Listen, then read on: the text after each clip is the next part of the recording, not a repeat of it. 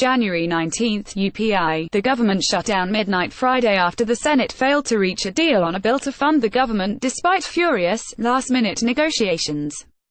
With less than an hour before the funding deadline, the chamber failed to cast enough votes to pass a stopgap bill to fund the government through Feb.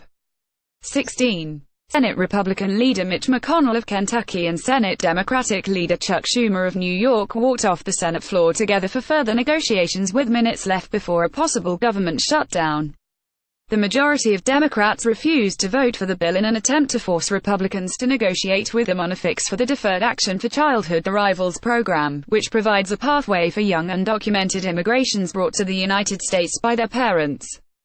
Democratic Sens, Joe Manchin of West Virginia, Heidi Heitkamp of North Dakota and McCaskill of Missouri, and Independent Joe Donnelly of Indiana, voted to advance the bill. But they weren't the only ones breaking with the majority of their party. Republican Sens, Rand Paul of Kentucky, Lindsey Graham of South Carolina, Mike Lee of Utah and Jeff Flake of Arizona voted against the legislation. Sen. John McCain, Arizona, did not vote because he was undergoing treatment for cancer.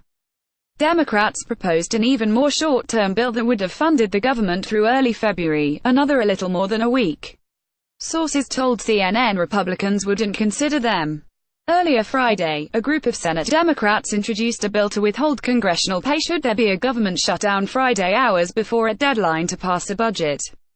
If Congress doesn't pass a budget before midnight, members of both the House and Senate would not receive paychecks under the proposed No Government No Pay Act of 2018. If members of Congress can't figure this out and keep the government open, then none of us should get paid, said McCaskill, one of the co-sponsors of the bill.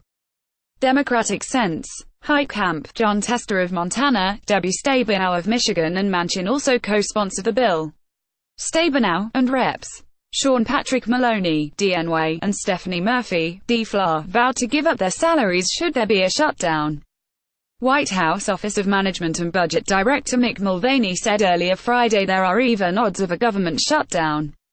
With less than 14 hours until the budgetary issue deadline, Mulvaney said the chances of a shutdown are 50 to 50. We were operating under sort of a 30% shutdown assumption on Thursday, Mulvaney told reporters. I think we're ratcheting it up now. However, Mulvaney said that even if a shutdown were to occur, it won't be as bad as the 2013 shutdown under former President Barack Obama's administration. According to the budget director, the Obama administration weaponized the shutdown in 2013 for political purposes, but President Donald Trump's administration wouldn't do the same. We're going to manage the shutdown differently. We're not going to weaponize it, Mulvaney said.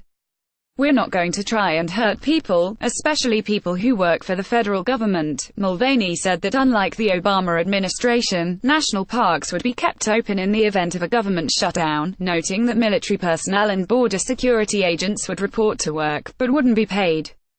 The director said his office was preparing for the Schumer shutdown. I guess the bottom line is we're working to make sure there is no shutdown, but if the Senate or the House can't get together to finalize a deal, we'll be ready, Mulvaney said. According to Legislative Director Mark Short, Trump called bipartisan members of Congress on Friday to have conversations about a last-minute spending deal and will continue speaking with senators today. There is no way you can lay this at the feet of the President of the United States, Mulvaney said.